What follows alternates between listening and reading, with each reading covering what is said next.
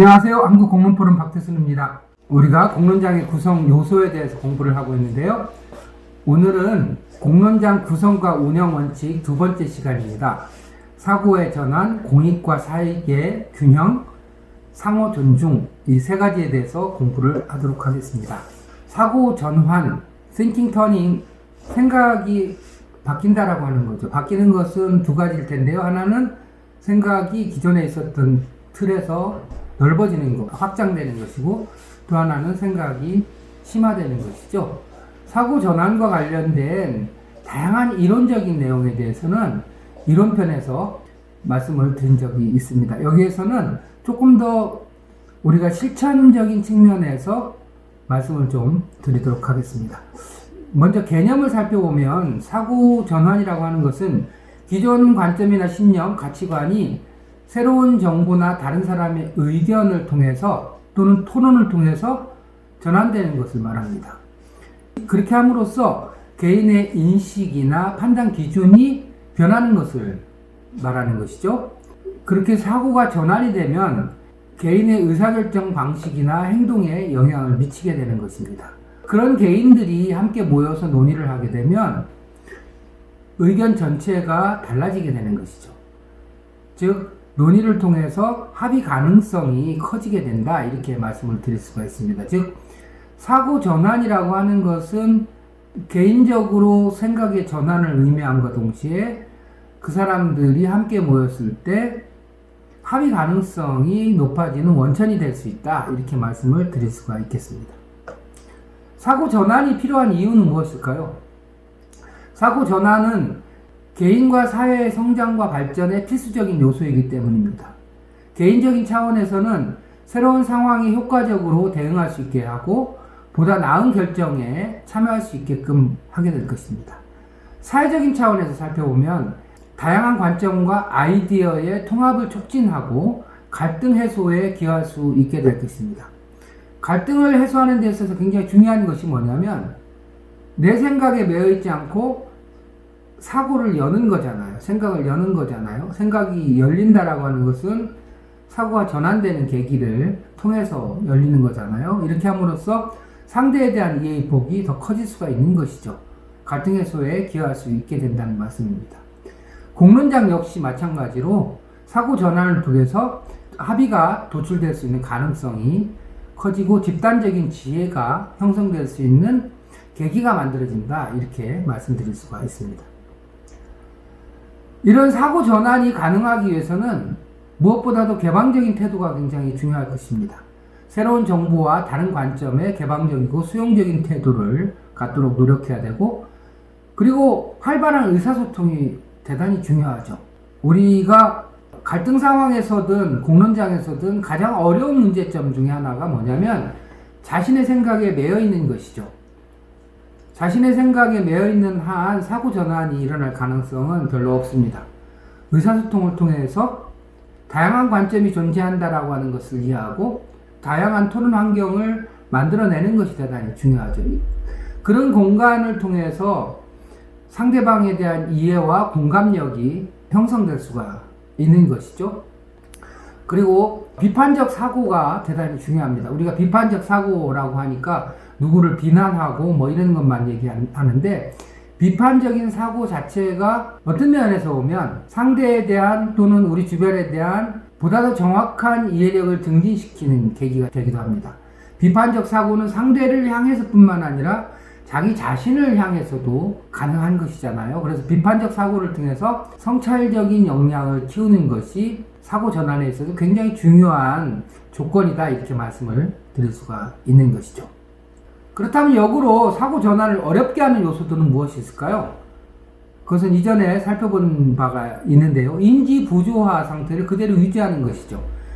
자신이 갖고 있는 신념과 새로운 정보 사이에 충돌이 발생하면 이 충돌을 극복하기 위해서 노력을 할 때 신념과 정보 사이에 불일치를 해소할 수가 있는 것인데, 그것을 그냥 내비로 두는 것이죠.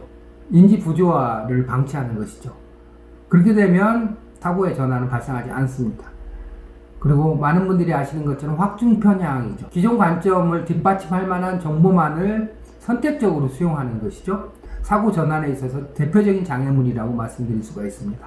그룹 싱킹이라고 해서 집단 사고, 내 생각이 있음에도 불구하고 집단 전체가, 집단 다수가 원하는 쪽으로 자기 생각을 포기하고 따라가는 것을 말하죠. 동질적인 집단, 비판적인 사고가 억제되는 것이죠. 집단 의견에 동조함으로써 사고 전환의 가능성을 스스로 없애는 것이다, 이렇게 말씀을 드릴 수가 있습니다. 우리가 사고 전환을 하기 위해서는 이런 인지 부조화라든지 확증 편향이라든가 집단적인 사고가 일어나지 않도록 하는 것이 대단히 중요하다, 이렇게 말씀을 드릴 수가 있겠습니다. 두 번째는 공익과 사익의 균형이라고 하는 겁니다. 공익이라고 하는 것은 공공의 이익을 얘기하는 것이죠. 나뿐만 아니라 내 이웃, 우리 동네, 우리 마을의 일들은, 마을 전체에게 도움이 되는 일들은 공익이다, 이렇게 얘기를 할 수가 있고요. 사익이라고 하는 것은 내 개인적인 이익을 사익이라고 얘기하잖아요. 그럴 때 이 두 가지가 늘상 함께 가는 게 아니잖아요. 그래서 대원칙이 공익과 사익은 어느 한쪽을 억압하거나 제거하는 것이 아니라 결국은 사익도 존중하면서 공익을 추구하는, 또는 공익을 추구하되 사익을 무시하지 않는 공익과 사익의 균형이 대단히 중요하다라고 하는 것과 관련된 말씀입니다. 자, 공론장에서는 이 공익과 사익에 대해서 어떻게 판단해야 되나요? 공론장에서 이익의 우선순위를 살펴보면 사회적 가치나 정의, 효율성의 관점에서 공익과 사익 간에 어떻게 균형을 맞출 것인가 라고 하는 것이 중요한 고민이라고 볼 수 있습니다. 공익이라고 하는 것은 사회 전체의 복지와 발전의 목표라고 볼 수가 있죠. 예를 들면 자원 배분이라든가 환경 보호라든가 공공 안전이라든가 사회 정의 같은 것이 대표적으로 공익과 관련된 영역일 것입니다.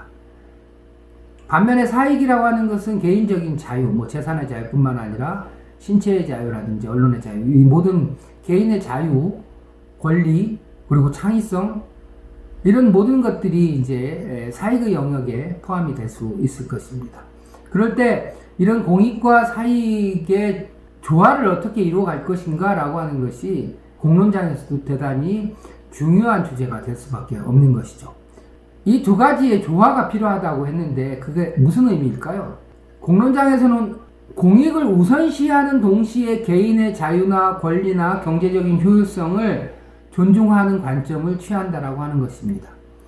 공론장이라고 하는 것이 공적인 문제를, 공동의 관심사를 논의하는 공간이기 때문에 공익이 우선시될 수밖에 없죠.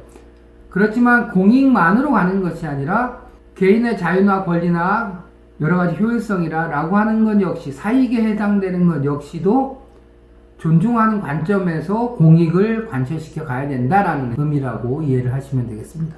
그리고 이 공익과 사익의 조화라고 하는 것은 누가 일방적으로 정하는 것이 아니라 그 균형점을 잡는 것 자체가 공론장에서 중요한 논의 주제가 된다라고 하는 것이 대단히 중요합니다. 따라서 이 공익과 사익의 조화를 이루기 위해서는 논의 과정에서의 투명성, 참여, 책임성이라고 하는 것이 매우 중요하다, 이렇게 말씀을 드릴 수가 있겠습니다. 거기 보면 공익 우선주의의 문제점이라고 말씀을 드렸습니다. 공론장에서 공익을 우선하되 사익 역시 존중한다라고 하는 것과 공익 우선주의라고 하는 것과는 다른 것입니다. 공익 우선주의라고 하는 것은 공익이 사익보다 더 중요하다, 더 우선해야 된다라고 얘기를 하면서 사익은, 사적인 문제는 다소 가볍게 여기거나 소외시킬 가능성이 있는 것인데 그런 경우는 문제다, 그렇게 해서는 안 된다라고 하는 말씀을 드리는 겁니다. 거기 내용을 보시면 공익만을 우선 추구할 때 일반 시민의 이익과 이해관계자 간의 이익 간의 충돌이 발생할 수 있습니다.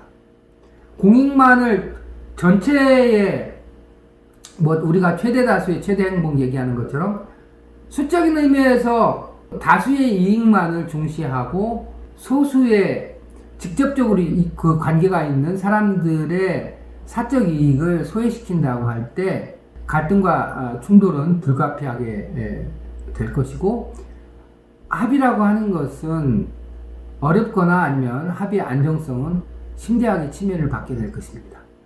따라서 공익우선주의는 정책 결정 과정에서 이해관계자의 이익을 소홀히 할 가능성이 있기 때문에 공익우선주의여서는 안 된다라고 하는 말씀을 드리려고 하는 것입니다. 어떻게 구분이 되시나요? 공익과 사익의 균형을 이루기 위해서는 다음과 같은 방안들을 생각해 볼 수 있습니다.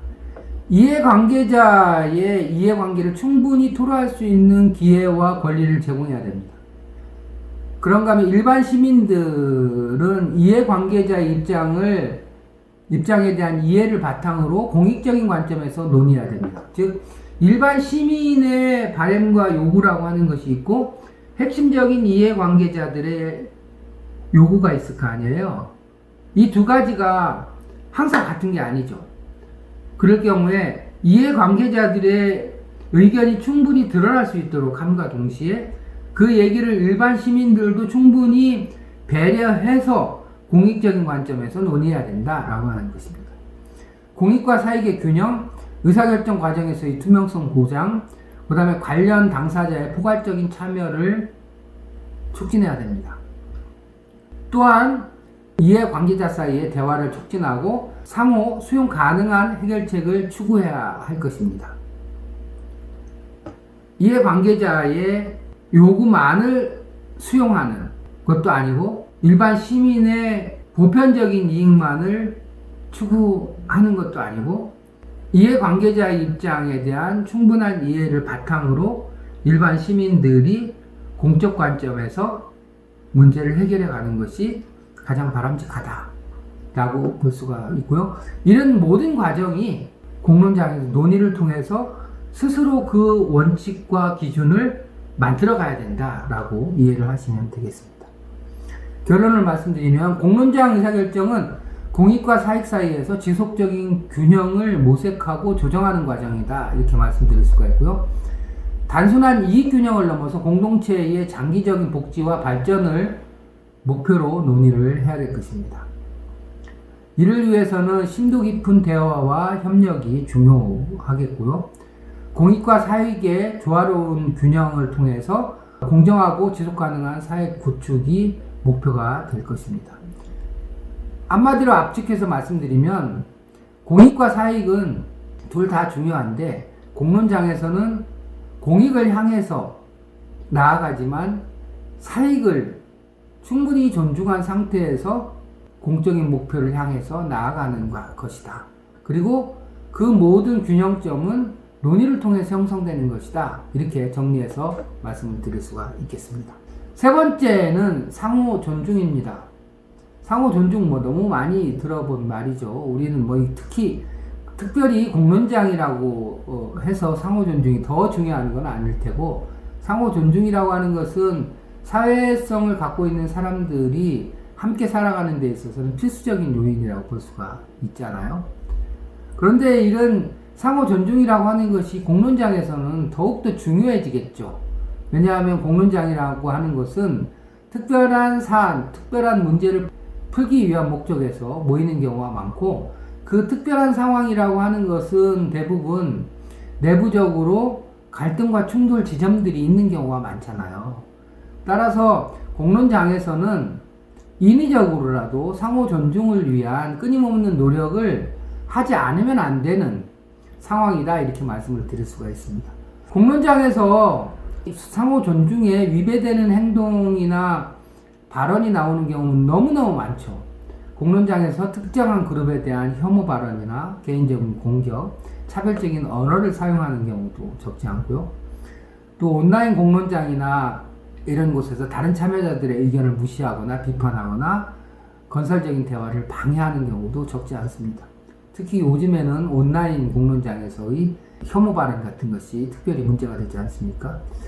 또 소수자나 특정 사회 집단에 대한 부정적인 편견이나 고정관념, 스테레오타입에 기반한 댓글 같은 것도 대표적인 위반 사례라고 볼 수가 있습니다. 상호 존중이라고 하는 것은 개인이나 그룹이 서로의 의견과 존재를 인정하고 존중하는 태도를 말하는 것이죠. 의사소통과 상호작용에서 차이를 인식하고 각자의 기여와 가치를 존중하는 원칙입니다. 상호 존중이라고 하는 것은 이전에 상호 주관성이라는 말씀을 드린 적이 있잖아요. 각자가 자기 주관을 갖고 있는 고유한 존재라고 하는 것을 바탕으로 하는 거죠. 그 존재가 갖고 있는 가치라든가 판단이라든가 결정이라고 하는 것을 존중하는 것이죠. 그것이 나하고 같은지 다른지라고 하는 것과는 별개로. 이렇게 다양한 의견과 배경을 가진 사람들이 함께 모여서 논의를 할 때 건설적인 대화의 기반이 만들어지는 것이죠. 상호 존중이 필요한 것은 다양성과 참여를 촉진하기 위한 필수적인 조건이기 때문에 그렇습니다. 상호 존중이 이루어지지 않는다면 다양성과 차이가 오히려 분열의 요소일 뿐이겠죠. 또한 참여자가 안전하고 존중받는 환경에서 자유롭게 의견을 표현할 수 있기 때문에 그렇습니다. 차이가 있더라도 배제되지 않을 것이라고 하는, 충분히 안전한 상태에서 존중받을 것이라고 하는 기대감이 있을 때 공론장이 형성되고 유지되지 않겠습니까? 이런 환경에서 포괄적이고 다양한 대화가 가능해질 것이고, 의사소통 과정에서 서로 충돌이 발생한다 하더라도 상호 존중이 있는 상태에서는 그것이 건설적이고 평화롭게 해결될 것이라고 하는 기대를 갖게 만들 것입니다. 이런 상호 존중에 저해되는 대표적인 것으로는 사회적인 편견이나 고정관념, 불평등한 권력관계, 또 익명성에 의한 책임감 부재, 이런 것들이 이제 대표적으로 상호 존중을 저해시키는 요인이라고 볼 수가 있고요. 또 적절하지 않은 통제나 규범, 제대로 된 규범이 만들어지지 않았을 경우에 상호 존중이 지켜지기 어려운 경우가 있겠죠. 이전에도 말씀드린 것처럼 운영 규정이 있는데 운영 규정에 상호 존중의 규정을 꼭 넣게 됩니다. 또한 상호 존중을 저해하는 대표적인 것으로는 공정성이 확인되지 않은 집단에 의해서 공론장이 이끌어지는 경우에 또한 상호 존중이 지켜지기가 어렵게 될 것입니다. 이런 상호 존중이 이루어지기 위해서는 다음과 같은 방법을 생각해 볼 수 있습니다. 첫 번째는 규칙과 지침을 만들어내는 것이죠. 그래서 의사소통을 위한 명확한 규칙이나 지침을 만들고 상호 존중에 관한 기준을 만들고 그것을 준수하는 것입니다. 또 상호 존중이 제대로 지켜지지 않을 경우에 적절한 조정이나 중재를 통한 방법입니다. 충돌이나 불일치가 발생하는 경우에 중재자가 개입을 해서 원칙을 유지하면서 문제가 해결될 수 있도록 도와주는 것이죠. 교육과 인식 제고를 통해서 참여자에게 상호 존중의 중요성을 교육하고 다양성과 포용에 관한 인식을 제고할 수 있을 것입니다. 마지막으로는 다양한 방식으로 의견이 표출될 수 있도록 하고, 또 피드백을 통해서 개선할 과제가 있으면 개선해 가는 방식을 택하는 것이 대단히 중요합니다. 즉, 상호 존중이 이루어지기 위해서는 활발한 소통 채널을 갖는 것이 대단히 중요하다, 이렇게 말씀을 드릴 수가 있겠습니다. 이렇게 해서 오늘 공론장 구성과 운영 원칙, 사고 전환, 공익과 사익의 균형, 그리고 상호 존중, 이렇게 세 가지에 대해서 공부를 했습니다. 도움이 되셨다면 구독과 좋아요 부탁드립니다. 감사합니다.